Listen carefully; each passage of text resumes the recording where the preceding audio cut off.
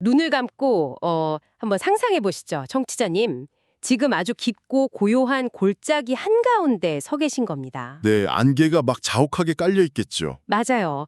주변에는 짙은 안개가 깔려 있고 그 사이로 막 기이하게 솟아오른 거대한 암석들이 병풍처럼 둘러쳐져 있습니다. 아주 험준하고 차가운 풍경이네요. 그렇죠.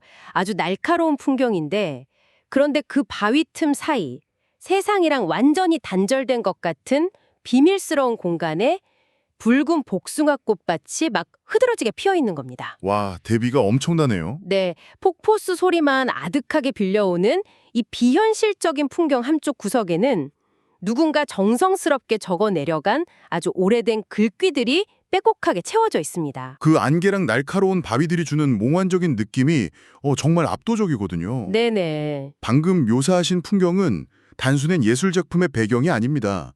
오늘 우리가 깊은 탐구를 해볼 자료, 바로 조선의 이상향을 완벽하게 구현해낸 그림 몽유도원도의 생생한 모습인 거죠. 아, 몽유도안도. 네, 이 자료들을 깊이 들여다보면요.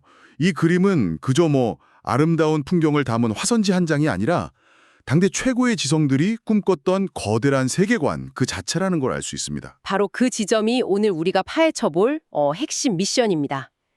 자, 이걸 한번 파헤쳐보죠. 네, 좋습니다. 아름다운 그림 한 점. 그런데 왜 한나라의 승려는 이 그림을 지키기 위해 자기 목숨을 걸어야만 했을까요? 그러니까요. 그리고 왜 이웃나라의 잔혹한 장군은 피비린내라는 전쟁통에 이 종이롤 하나를 손에 넣으려고 그토록 집착했을까?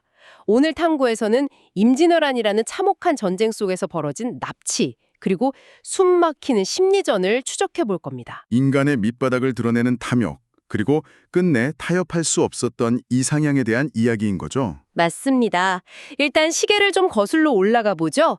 임진왜란이 발발하기 전 조선의 산천이 아직 고요하던 시절입니다. 네, 남쪽의 아주 깊은 산 속에 대자암이라는 작은 암자가 있었거든요. 대자암이요? 기록을 보면 안개가 늘 머무는 곳이라고 되어 있는데 방금 상상하셨던 그 몽유도원도 속의 신비로운 풍경이랑 현실의 공간이 묘하게 겹쳐지는 곳이죠. 그 대자암에는 번뇌를 끊고 수행에 잠겨있던 해징이라는 스님이 있었습니다. 그런데 이 스님에게는 겉도기와 다르게 아주 무겁고 은밀한 임무가 하나 주어져 있었어요. 아, 그림을 지키는 임무요? 맞아요. 바로 당대 조선 최고의 보물 몽유도원도를 보관하고 지키는 일이었죠.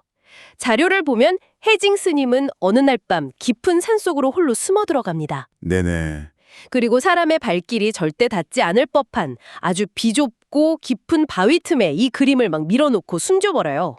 그러면서 이것은 남겨야 할 것이 아니라 지켜야 할 것이다 라고 다짐하죠. 비장하네요. 청취자님, 마치 이게 국가의 1급 비밀 코드나 핵 발사 버튼을 지키는 요원 같지 않나요? 하하, 맞아요. 느낌이 딱 그렇습니다. 다만 그 비밀이 무기가 아니라 국가의 이상향을 담은 예술작품이라는 게 좀 다른데 솔직히 저는 여기서 의문이 들더라고요.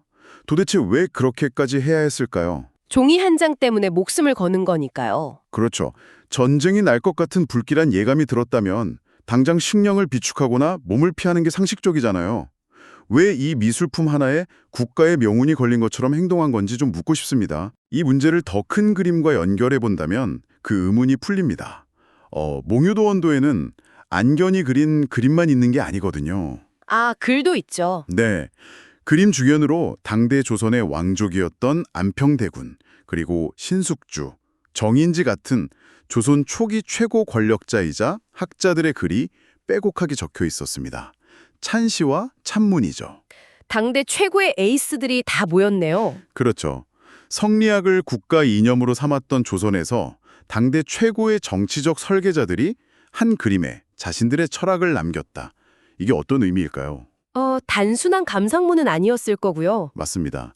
이건 단순한 예술적 감상이 아니라 우리가 통치하는 이 조선이라는 나라가 궁극적으로 도달해야 할 가장 완벽한 평화의 상태가 바로 이것이다.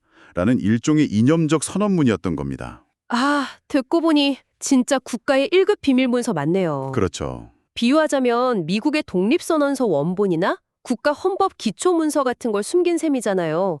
그저 글씨가 적힌 종이지만 그 안에는 국가를 성립시키는 사상적 DNA가 담겨 있으니까요. 그 사상적 DNA라는 표현이 상황의 핵심을 정확히 찌릅니다. 조선의 정수가 담긴 철학적 설계도가 권력자들의 세속적인 욕망을 채우는 장식품으로 전락하는 걸 스님은 용납할 수 없었던 거예요. 그림이 상징하는 순수한 이상향이랑 그걸 소유하려는 현실의 탐욕은 애초에 공존할 수 없으니까요. 네, 맞습니다. 그런데 스님이 바위 틈에 그림을 밀어넣으며 느꼈던 그 불길한 예감이 곧 현실이 됩니다. 아주 끔찍한 현실로요. 임진왜란이죠. 맞아요. 산 아래에서 연기가 피어오르고 왜군들이 조선의 산천을 짓밟으며 대자암 앞마당까지 들이닥칩니다. 여기서 이야기가 진짜 흥미로워집니다. 청취자님 보통 마을이 불타고 적군이 몰려오면 산속 깊은 곳으로 도망가지 않나요? 당연히 피난을 가야 정상이죠. 그림도 이미 바위 틈에 안전한 게 숨겼겠다. 그냥 떠나면 되는데 해징 스님은 끝내 빈 암자에 홀로 남아서 자리를 지킵니다. 참 대단한 결단이죠. 결국 일본군에게 포로로 붙잡혀서 저 멀리 바다 건너 일본 남쪽의 사츠마라는 땅까지 끌려가거든요. 왜 굳이 남아서 미끼가 된 걸까요? 은닉처를 지키기 위해서였을까요? 그 행동에 대해서는 자신이 암자를 비우면 왜군들이 보물을 찾겠다고 대자암 주변 산세를 다 파헤칠까 봐 우려했다는 분석이 지배적입니다. 시선을 딴 데로 돌리려고요. 네, 스스로 미끼가 된 고도의 기만 전술인 거죠. 그런데 여기서 정말 흥미로운 점은 해징 스님을 사츠마로 끌고 간 일본군 영주 시마주 요시로의 태도입니다. 시마즈 요시로. 자료를 보면 이 시마주는 대자암에 쳐들어갈 때부터 해징 스님이 그림을 숨기고 있다는 걸 아주 정확히 알고 있었어요. 그냥 눈에 띄는 대로 약탈하다가 우연히 스님을 잡은 게 아니라는 거네요. 처음부터 타겟팅을 한 거잖아요. 맞습니다. 근데 저 좀 이상해요. 시마주는 일본의 아주 강력한 무장 아닙니까? 당장 영토 뺏고 식량 약탈하는 게 전쟁의 우선순위일 텐데 남의 나라 사상가들이 적어놓은 그림 하나 얻으려고 이렇게까지 한다고요. 네, 그게 궁금하실 수 있는데요. 당시 일본의 정치적 상황을 보면 시마주의 행동이 아주 명확하게 이해됩니다. 생고쿠 시대, 그러니까 전국 시대를 거치면서 일본 영주들에게 무력은 그냥 기본이거든요. 다들 싸움은 잘하니까. 그렇죠. 칼로 땅 넓히는 건 누구나 다 아니까. 자신의 권력을 다른 영주들보다 한 차원 더 높이려면 문화적, 사상적 정통성이 필요했던 겁니다. 하하, 나는 주먹만 센 게 아니라 고도의 지적 수준과 문화적 통치력도 갖췄다. 이걸 증명해야 했다는 거군요. 바로 그겁니다. 당시 동아시아에서 조선의 성리학은 최고 수준이었잖아요. 시마즈가 몽유도 원도를 손에 넣는다는 건 단순히 예쁜 그림을 벽에 거는 게 아닙니다. 그럼 뭐죠? 나는 이웃나라 조선의 최고 사상과 문화를 힘으로 굴복시키고 그 정수를 통째로 소유한 지배자다라고 과시하는 완벽한 정치적 도구였던 거죠. 와, 이거 정말 소름 돋는 계산이네요. 단순한 물리전이 아니라 이념을 강탈하는 문화 전쟁이었던 거네요. 네, 철저하게 기획된 약탈이었죠. 조선 입장에서는 평화로운 이상향의 선언문인데 시마지에게는 자신의 권력을 정당화할 전리품이었던 거잖아요.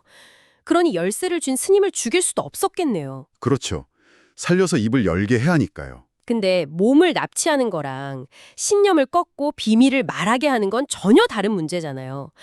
그래서 무대가 사스마의 한 사찰로 옮겨가고 소리 없는 고도의 심리전이 시작됩니다. 네, 피 튀기는 전장에서 아주 고요한 사찰로 배경이 확 바뀝니다. 시마즈가 해징 스님을 감옥에 가두는 대신에 자기 친형의 주지로 있는 사찰에 머물게 해요. 이 주지 스님은 세속을 떠나 출가한 종교인이었고요. 해징 스님 입장에서는 기가 막히죠. 내 조국을 짓밟은 적장의 친형이 주지로 있는 곳이라니요? 그러니까요. 겉으론 향냄새 나는 절인데 안으로는 끊임없이 무사들이 전쟁 소식을 실어 나르는 곳이잖아요. 청취자님, 만약 당신이 이 상황이라면 어떨지 한번 몰입해보세요. 아주 숨막히는 분위기였을 겁니다. 어느 깊은 밤, 해징 스님과 일본 주지가 희미한 촛불을 사이에 두고 마주 앉습니다. 그리고 해징 스님이 아주 묵직한 돌직구를 던지죠. 불법은 본디 생명을 살리는 길인데 어찌하여 당신들의 나라는 생명을 빼앗고 있습니까? 적의 가장 아픈 모순을 정면으로 찌른 겁니다. 살육을 저지르는 혈육을 둔 주지에게 종교의 근본을 물은 거죠. 그 질문에 일본 주지가 잠시 침묵하다가 이렇게 답합니다. 전쟁은 왕의 멈출 수 없는 욕망이요. 우리는 세상을 떠난 자들인데 그 안에서 무엇을 할 수 있겠소? 참 전형적인 도피성 발언이네요. 네, 저는 이 대답 듣고 진짜 기시감이 들었어요. 거대한 폭력 앞에서 내가 어찌할 수 없는 일이다라며 방관하는 태도잖아요. 그런데 여기서 해징 스님의 응수가 진짜 압권입니다. 적어도 침묵하지는 말아야 합니다. 와, 저도 이 대목에서 전율을 느꼈습니다. 해징 스님의 이 말은 그냥 적국을 비난하는 게 아니거든요. 그럼요. 폭력 앞에서 나는 직접 피를 묻히지 않았으니 책임 없다며 숨어버리는 당대의 종교인들 그리고 지식인들에 대한 아주 매서운 일갈입니다. 침묵 자체가 폭력에 대한 동조라는 걸 지적한 거죠. 자기 목숨을 쥐고 있는 사람의 형한테 그런 말을 하다니 내면이 정말 단단했나 봅니다. 네, 이미 죽음을 초월한 성대였던 거예요. 그런데 동생인 시마주 요시히로는 또 다른 방식으로 스님을 한듭니다. 고문을 하는 게 아니라 끝없는 호의를 베풀어요. 맛있는 음식, 따뜻한 잠자리를 주면서 속삭이는 거죠. 회유를 시작한 거군요. 그림 위치만 알려주면 당장 그리운 조선으로 돌려보내주겠어. 청취자님, 만약 우리가 고문당했다면 분노로 버텼을지 몰라요. 근데 이런 끔찍한 타향살이 속에서 그깟 종이 위치 하나 알려주면 고향에 보내준다는 악마의 제안 앞에서 안 흔들릴 수 있을까요? 정말 무서운 심리전입니다. 고통을 피하고 안락함을 추구하는 인간의 본성, 향수병을 정확히 찌른 거잖아요. 고문은 상대방을 순교자로 만들지만 이런 호의는 신념을 서서히 부식시키거든요. 맞아요. 스스로 가치관을 배반하게 만드는 거죠. 그런데 이 집요한 회유 앞에서도 해징 스님은 미동도 없이 단호하게 딱 한마디 합니다. 그림은 이미 사라졌습니다. 네, 그 대답이 아주 상징적입니다. 물리적으로 태운 것도 아닌데 왜 사라졌다고 했을까요? 그냥 모른다고 하는 거랑은 결이 완전히 다르잖아요? 그 말 속에 담긴 철학적 저항을 봐야 합니다. 해징 스님이 사라졌다고 한 건 시마지에게 네가 아무리 억압해도 이 그림의 진정한 가치는 절대 네 소유가 될 수 없다고 통보한답니다. 아하. 탐욕스러운 자의 손에 들어가는 순간 그건 그냥 물감 덩어리가 되니까요. 차라리 영원히 은닉된 채 남는 게 진짜 그림을 지키는 길이라고 판단하신 거죠. 와, 물리적 소유보다 이념적 순결을 지켜낸 거군요.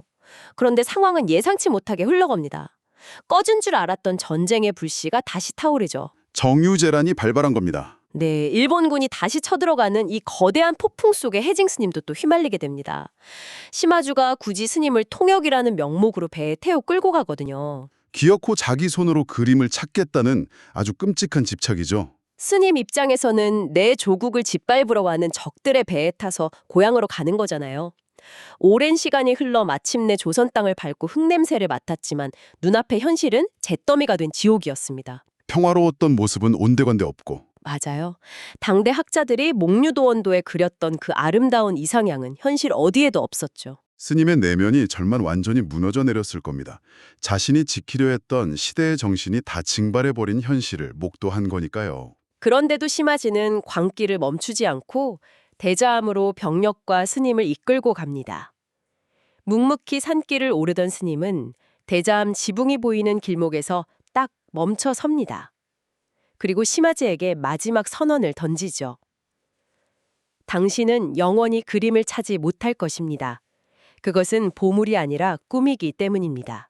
이 대화가 이 자료 전체를 관통하는 진짜 클라이막스입니다. 자료 서두에 해징 스님이 이 그림은 공간에 숨겨진 게 아니라 시간 속에 묻힌 것이라고 회고한 의미가 여기서 명확해지죠. 시간 속에 묻혔다. 이게 무슨 의미인지 좀 더 깊이 파헤쳐 주시죠. 목류도 온도는 단순한 그림이 아니라 조선이 추구한 평화와 이상향이잖아요. 네네. 그런데 시마지가 일으킨 전쟁으로 현실의 조선은 철저히 파괴됐습니다. 현실의 평화가 박살났는데 종이 위에 그려진 평화가 무슨 의미가 있겠습니까? 그림이 상징하던 세계가 파괴됐으니 그림 역시 존재 이유를 상실하고 과거라는 시간 속으로 영원히 묻혀버렸다는 거죠. 보물이 아니라 꿈이라 찾을 수 없다는 말은 결국 너희들의 그 폭력이 우리가 꾸던 이상향이라는 꿈 자체를 완전히 부숴버렸다는 아주 매서운 꾸짖음이었군요.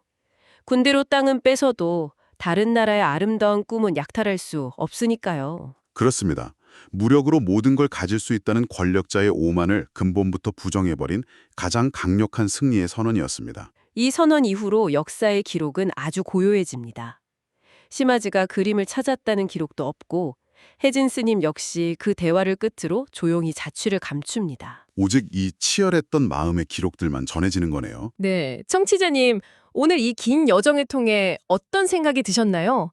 이건 단순한 미술품 도난 미스터리가 아닙니다. 폭력 속에서도 자기 신념을 지키려 했던 숭고한 정신의 기록이죠. 우리 삶 속에도 타협하지 않고 지켜내고 싶은 나만의 몽유도 언어가 있는지 묻게 되네요.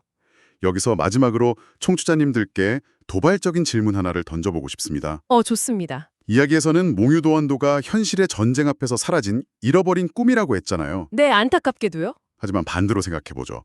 만약 시마즈가 그림을 기어코 찾아서 화려한 일본 성곽에 걸어놓고 전리품으로 전시했다면 그 그림은 진짜 살아남은 걸까요? 글쎄요. 물리적으로는 존재하겠지만 저는 진짜 살아남은 게 아니라고 봅니다. 해징 스님이 끝까지 침묵하고 영원히 찾을 수 없는 시간 속으로 감춰버렸기 때문에 오히려 탐욕의 때가 묻지 않은 완전한 이상향으로 우리 마음속에 남게 된 건 아닐까요? 와, 잃어버렸기 때문에 오히려 전리품으로 전락하는 굴욕을 피하고 영원히 불멸하게 되었다는 그 해석. 이게 이야기를 완전히 새로운 차원으로 끌어올려주네요. 네, 역설적이게도 철저히 상실함으로써 영원히 지켜낸 거죠. 네, 청취자님, 오늘 밤 눈을 감고 그 안개 자욱한 깊은 골짜기 풍경을 다시 떠올려 보시기 바랍니다. 누군가의 소유물이 되기를 거부하고 역사 속으로 스스로 사라져버린 그 꿈의 조각이 지금 당신의 일상에 어떤 의미로 가닿기를 바라면서 오늘 깊은 탐구를 여기서 마무리 짓겠습니다. 끝까지 함께해 주셔서 감사합니다.